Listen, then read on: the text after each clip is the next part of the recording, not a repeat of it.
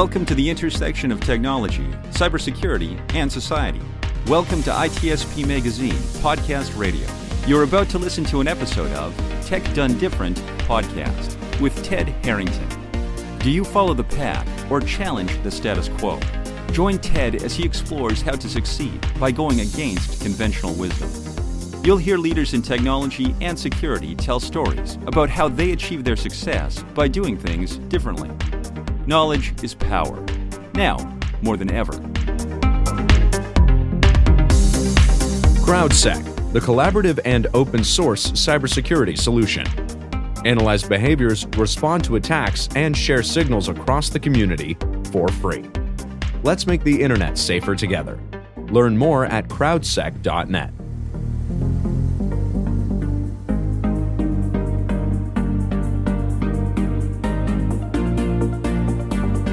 Welcome, everybody, to another episode of Tech Done Different. As always, I'm your host, Ted Harrington, and with me here today is our special guest, a dear friend of ours, Jay Balan, the Security Research Director for Bitdefender. Jay, I'm psyched to have you here. Thanks for joining.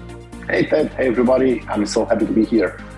Jay, you've been a really great friend to not just those of us at ISE, but at IoT Village. You've helped Bitdefender become a sponsor of IoT Village for a while. You've spoken many, many times at different things that we've done. You and I have stood on stages together and ranted about the nonsense that we see out in the world. So I'm really, really excited to just get a chance to chat with you again. Let's do it.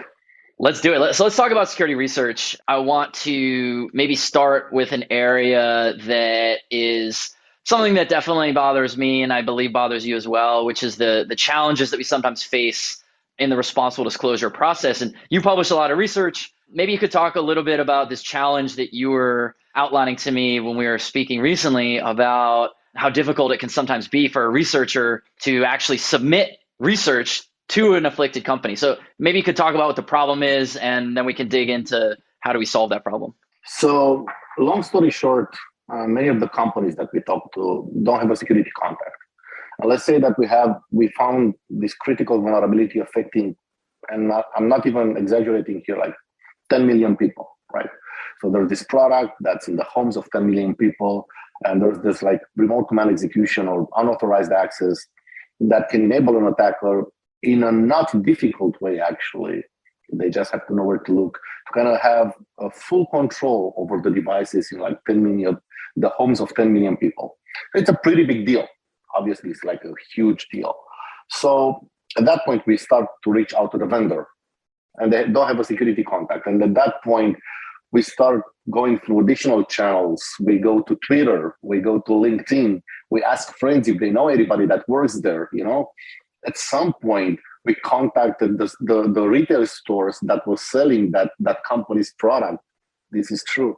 And we had some friends that were managing those retail stores, and that's, okay, you guys are shipping this guy's product. Can you put us in contact with them? And eventually we get through, but it in one case, actually it took a year and a half just to establish that first connection, and then another year to get them to build the fix and ship it and make sure that all the devices are patched. So all in all, it took us like 2 years and a half before we could publish our research. And arguably, we could have published earlier. There's no law about it, but commonly, the standard in the responsible disclosure is pretty much 60 days, or let's say 90 days, But we kind of stood on that one because it was pretty dangerous. So yeah, that's a thing that we've unfortunately encountered in the vast majority of the companies that we talk to. Only a handful, like the big names, they answer quickly. But if it's some, brand that's slightly cheaper, although insanely popular, like, again, a lot of people use them, they don't really answer that quick. If it were up to me, I would make this very small recommendation. You should have, if you touch people's data, if you can influence people's lives in any way, honestly, I wouldn't let you operate without a security contact man 24/7 on your website. It's a simple measure that can be taken, and it's not that difficult to implement for companies. In your view, is this as simple as having a point of contact, or does this mean that every company needs to employ a full-time employee who handles the security communication? I mean, that initial contact, I think it's a huge step forward in essentially, and I know it's Silicon Valley and whatnot, literally making the world a safer place because we can guide them. Maybe they don't have many of them actually don't have the technical expertise or the security expertise to kind of build security into their product. And we can help them. We can tell them, okay, this is how you can do it. And this is, what you can do next. Maybe you don't have a security team. Many of them don't, by the way.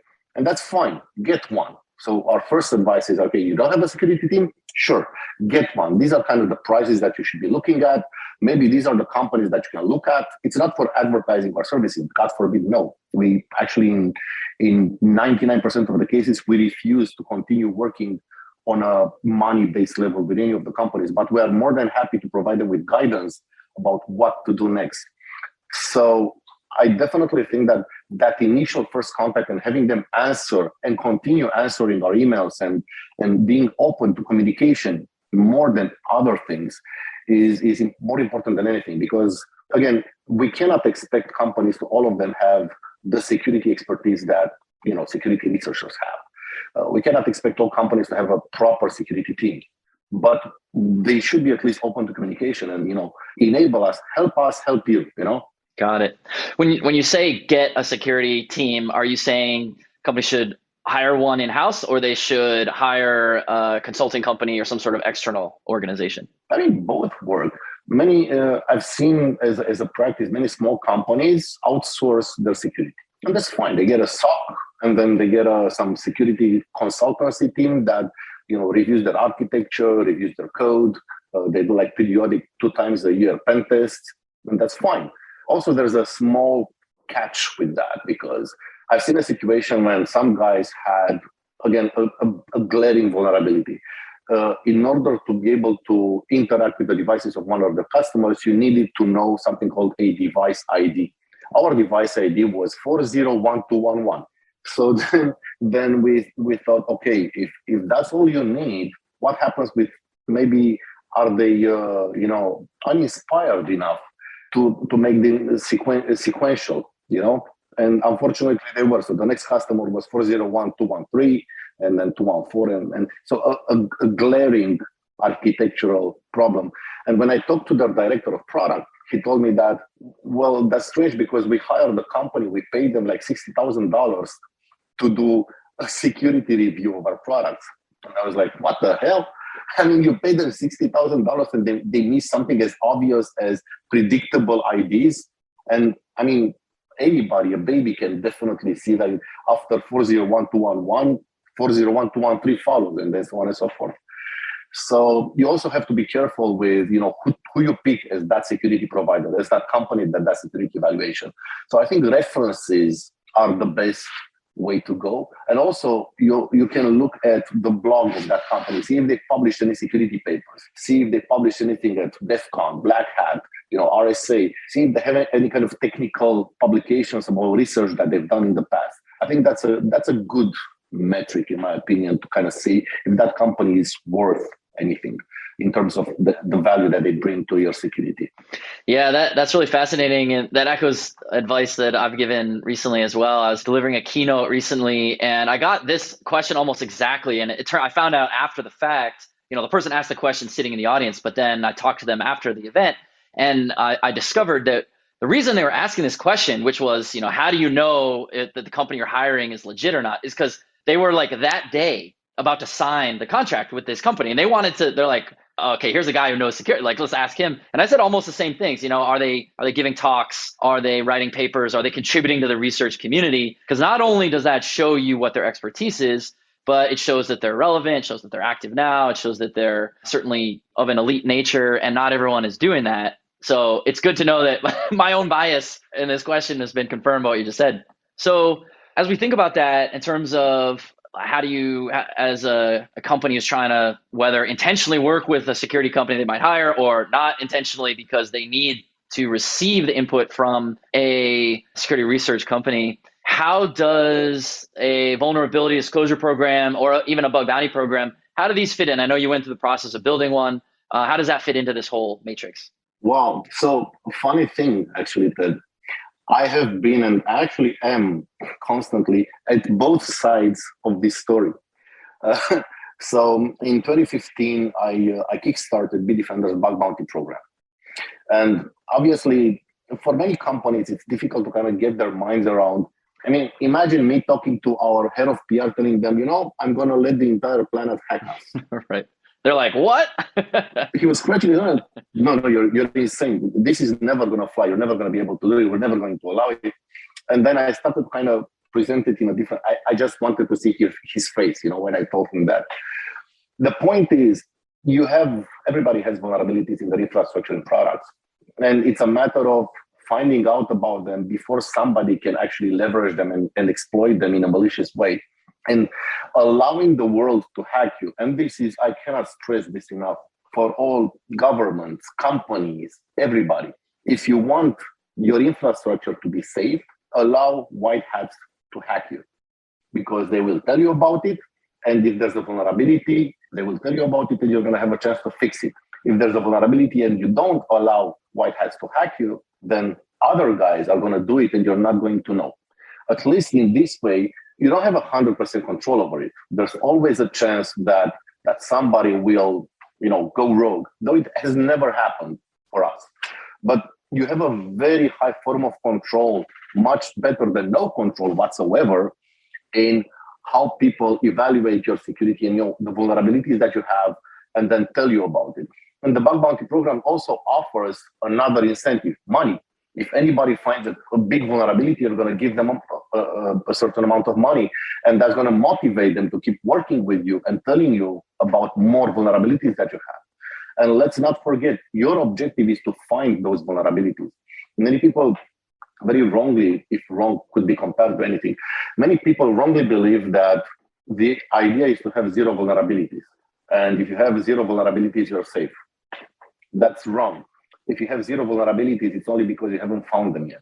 And that means that you have a ton of vulnerabilities that you don't know about, and somebody may be exploiting them this very moment. So with that justification, I was able to kickstart the program, including a public page in a month, getting approvals from everybody. That put me on the other side of that situation that we were talking about earlier, at the receiving end. So researchers talking to us, telling us about our vulnerabilities. And it was a really good experience. And it showed how awesome the security community is worldwide.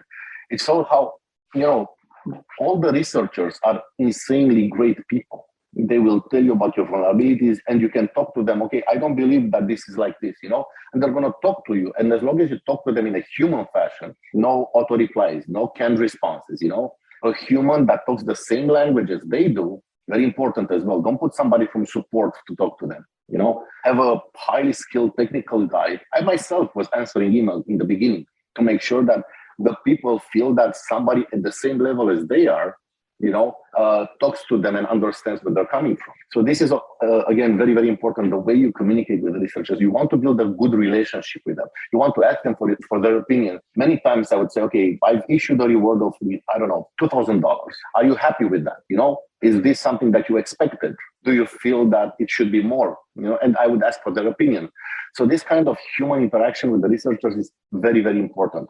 And also, every time, and if you want to start a bug bounty program, actually, even if you don't, remember one thing: any communication that you have with a researcher, treat it as if it's going to become public on Twitter at some point, because in many cases it will. That makes sense. And let's say that a researcher feels that you didn't prioritize his vulnerability properly. They feel it's a P1 critical, and you feel like it's a P4 low. As long as you're sure that you're right, make sure that entire communication happens in a way that you would be comfortable with if it gets published. Because if you're right, and if you handle yourself professionally and the way anybody would expect in the security community will support you. And they will say, if that guy goes public with the conversation, they're going to say to that guy, you're an idiot, okay? You were an idiot and that guy is right. So always treat any conversation that you have with the security community as if that conversation is going to become public on Twitter. And don't be afraid of that, don't be afraid of that. Just make sure that it's a good exercise anyway. I love what I'm hearing, because I'm hearing a security researcher talk about how a vulnerability disclosure or bug bounty program should function in terms of the way they relate to researchers. And I love the spirit of these programs. The spirit is amazing, right? Let's get people all over the world looking at it. Let's get, more eyeballs on a system. Let's get varying degrees of skill and expertise looking at it. All these things are great. What I have a problem with these programs is usually the execution or the implementation of them, because we experience all the time. I'm sure you've experienced too. All the time when a researcher goes to submit a vulnerability they've discovered, the program often says, you will not be compensated for this for whatever reasons. And a lot of times those reasons are not valid, and you can't talk about it. And so the researcher is left saying, well, if I can't talk about it, I'm not getting paid. What was the outcome of all that effort? I need one of those two to happen. And I see that happen all the time. How do we solve that problem? Well, I'm going to take off my corporate hat for a second. All right. I'm going to ask you, Ted, who says you can talk about it? I mean, yeah, you'd be in violation of the program for sure. But that's the weird thing that the researcher has to decide is now their options are violate the terms of the program that is unfair in the way that it was built. So like whether or not those terms should apply matters. But that puts a lot of researchers in a weird place. Like you and I are confident enough to know like, hey, when the program's wrong, like maybe there's another way to do this. But think about the person who's in some other country. They don't know. Are they going to get sued? Whatever. So here's the thing. In my opinion, it's also like a relationship between two people, because fundamentally you don't want to be working on that program anyway after that. And if the program is bad, you're not going to spend time on it. Me as a program owner, I want to attract as many researchers as possible, and I want to keep them happy. It's been 7 years since I started the program. I've only had literally two arguments. I remember both of them. So only 2 times that a researcher argued with me and said, I don't think it's fair. I think that you're not right. And some of them even went publicly about it.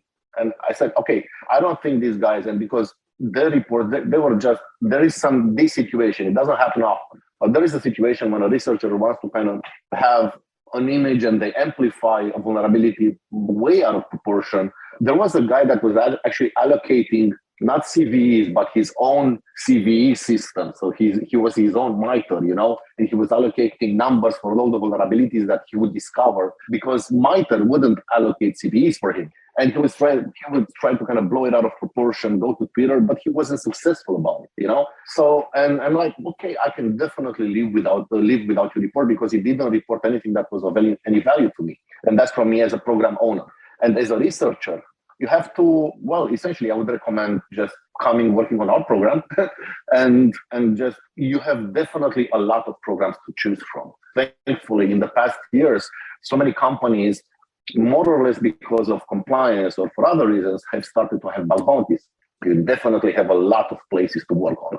And if a company wants to shoot themselves in the foot by mistreating you, then just go for another company. It's much easier to change companies when you're doing bug bounties than to change jobs. Keep doing bug bounties, keep being very good at it, and just remember that you are good.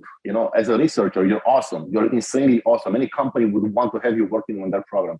I would want to have you working on our program. So you definitely have a lot of other better places to go to. And also, obviously, in all of these cases, for the programs and for the researchers, it's very important that you're right. So I usually, to find out, I go to some of my friends that do bug bounties, and they're very successful at it. And I ask for their advice, which I encourage anybody to do. I always believe that I'm an idiot. I don't know anything. I ask other people for advice, I talk to my friend, do you think I've mistreated this guy? Do you think he's right? How does this fit in with your standards? And I'm not just one person. I have many friends that do bug bounties and ask for their opinion. And then based on their opinion, with my judgment, I kind of make a decision on at that point. So I would advise these guys to kind of do that as well. So everybody should kind of ask for advice, at least in 2-3 other places. I love it. These insights are great. I especially love this idea, the way you framed it. You helped me think about this a little differently, that these programs are a relationship. And hearing you say that, it got the wheels turning in my mind about where I get frustrated by the execution of these programs is when they're treated not like a relationship. So the best ones are like you described, where there's human interaction, there's communication, both parties are realizing, hey, this is about improving this tech. And where it fails is when one party or the other is treating this not like a relationship. So that's really fascinating. So if I'm someone running a program, maybe that's the research, or that's the takeaway I should have here, is treat these researchers like someone I'm in a relationship with. And obviously, if it's an abusive relationship, just get out of Dodge. Right. There's also one special situation. In that special situation where you find a P1, a remote command execution, like a very serious vulnerability that enables you to take over and have fundamental access to all their inner systems, something like really huge, like have like fund access to their entire cloud structure or whatever, something big. And then they blow you off. In that case, it's a little bit tricky. You cannot just walk away as a researcher. Again, I'm taking off my manager of the bug bounty program hat. And I'm speaking to the researchers. Many of them get frustrated because some of them actually find serious vulnerabilities that could have been leveraged to make the company lose millions. For the record, this is how I do my evaluation of the severity of a bug. If this was exploited, how much money would I lose? How much problems would I have? What would be the impact on the business? And this weighs a lot in that reward calculation. So if you find a vulnerability that could have, been leveraged to do a huge impact to that business and you're blown off, that cannot stay like that. I would definitely make that public. And I think that I wouldn't be blamed for it. Nobody would blame me for it because maybe it's something that's relevant to the entire security community. Maybe it's a new attack vector that everybody should know about. Right. It's fascinating when you see how far the relations between researchers and the companies that are being researched, how far that relationship has come. I mean, 10 years ago, it was pretty tense. 20 years ago, it was like, researchers got sued. That was how companies dealt with researchers. And now these problems are still persisting. But my opinion, and I'm curious to hear your opinion on this, my opinion is that it's getting better. Would you agree that the relations are getting better? And if so, what should we do to continue making them better? So, yes, I definitely agree that they're getting better. I think that the reason why they're getting better is that many companies, again, for compliance or because they have these new awesome CISOs, the younger generation of CISOs, that maybe grew up in the security community, know how important bug bounties are and how important being open to receiving vulnerabilities is. I think that this is an influx of new companies that open up to being, to allowing people to do research, allowing people to kind of test them for vulnerabilities. And there's more and more companies that do that. On the platforms where we're present, we see a constant addition of new companies that want to be part of that. That's the good part. The bad part, unfortunately, is that, in my opinion, not nearly enough, Yeah. Not nearly enough. It's like baby steps, not the proper strides that we need. Yeah. Definitely not nearly enough. As I was saying, like 8 out of 10 companies that we reach out to with vulnerability reports don't have a security contact. So, yeah. Yeah. And it's funny how, that's where we started the conversation with this thing that seems so straightforward, right? Like create a security at your domain, like create an email address to just email secure and like have someone receive that. It doesn't go to a dead inbox. And what I'm hearing you say, and I agree with, is that even that one little step that a human will receive this, even if that human is like the marketing who someone receives it and says, I should do something with this. That's what we need to see happen. That's the first step, right? Let me ask you something. Would you say that it's too much to ask to make this a rule for operating in the commercial space? I think it would be a great rule. The likelihood that the knuckleheads who make laws make a law like this done right, that's maybe a bigger hoop to jump through. But I think if we could say, let's wave a magic wand and let's make this simple baseline requirement to just operate a business, like anyone can do this. It's not difficult. It doesn't cost anything. I would agree with you. Yeah, this would be great. Yeah, I know. So how do we do that? How do we make this become a rule? Each of the talks that I give at any conference, from RSA, DEF CON, Derbycon, whatever, I end with this. This is how I end most of my talks, saying, we need to have a law that says you cannot operate a business that can damage a person's intimate life, right? So like having a device in somebody's house, having a software that interacts with their data without a security contact. You cannot publish an email client that will see people's personal emails without having a security contact. You cannot sell a vacuum cleaner. Maybe a vacuum cleaner, okay, I can tolerate a vacuum cleaner. There's not much security information in that. But a security camera in my home, a baby monitor, I wouldn't let you sell a baby monitor if you don't have a security contact. Yeah. We had this funny thing happen a few years ago where we published some research. You're probably familiar with the research that we published around routers. And there had been one of the companies that was in scope didn't respond to anything. And we ran into the same problem that you described before, where it's like, we tried all these different ways to get a contact them. No one responded. Finally, we published the research and they called us that day because they're like, hey, we saw our name in the news. We didn't like that much. But they called us and they said, we want to change things. And we're like, great. That's the whole goal of security research. We want people to change. They sent an executive to our office the next day, which was also amazing. We're like, wow, this is really going somewhere. And we find out within about 6 minutes, the guy's there not to try to change the security of their product, but rather to change our story. He was like, I'm here to tell you, just change the research. And we're like, no. And what was really funny was, we were polite and he was polite, and it was like not confrontational, but it was pretty clear we had different objectives. As he's leaving, we're saying goodbye to him. We said, out of curiosity, did you ever, we sent, here's all the stuff we sent. Did you ever get that? And he said this, he said, oh, we only respond to sales or marketing inquiries. We never respond to security inquiries. And I was like, oh man, that's wow. I have some good news on this front. So I'm sorry about your story, man. It sucks. But I have 4 nice stories. So the very 4 recent cases with us changed actually, not to brag, because it was their decision, it was their merit. They told us that because of us, they actually changed the policy. They have a security contact on their website now. They man it 24/7. They've changed policies. One of the companies actually hired the guy on security. So they have changed stuff. On 4 recent cases with us, after the call, I can give you the actual papers that are going to be published, and because some of them are still pending of them pushing the updates to the customers. And they actually said, and we felt very good about it. We felt awesome because we managed to make a change, and they are a better company because of us. And we felt it like that, So it felt like what we did. We did the right thing. We did a nice thing. So yeah, we do have some success stories as well. That's great. What a good note for us to sort of end on as we're running out of time here. As we close up, is there any last parting wisdom or anything we didn't cover on this really important topic that you wish we had that you want to leave our audience with?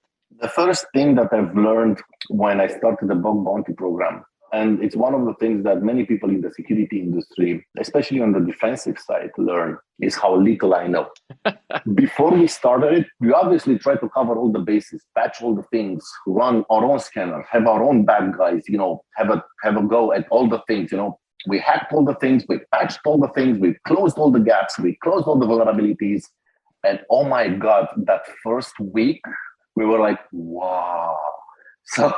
So never believe that you've closed all the gaps. Never believe that you've patched all the things. The creativity of millions of security researchers is going to be, don't have the audacity to believe that your small, minuscule, puny 12 people red team is going to compare with the imagination of a few, maybe not millions, but a few 100,000 insanely brilliant security researchers.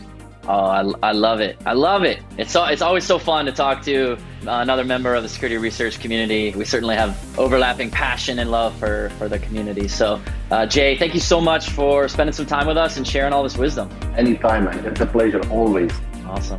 To learn more about what Jay is up to or to request to appear on the podcast yourself, just head over to tedharrington.com/podcast, and we'll catch you next time.